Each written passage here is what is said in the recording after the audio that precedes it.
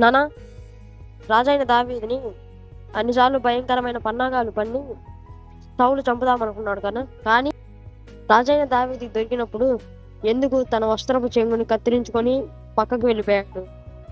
చాలా మంచి ప్రశ్న అడిగావు. సౌలు అనేక సార్లు దావీదుని చంపాలని ప్రయత్నించి ఘోరంగా పన్నాగం పొందాడు. అయినా కానీ దావీదు ఏ విషయమై జడేయకుండా భయపడకుండా ఉన్నాడు.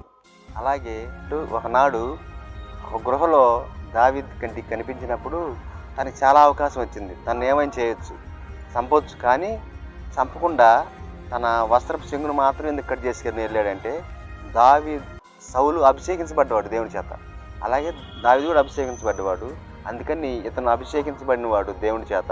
ఇతను నేను చంపటం భావ్యం కాదని తను అలా వదిలిపెట్టి తన వస్త్రపు చెంగు మాత్రమే కట్ చేసుకుని వెళ్ళిన తర్వాత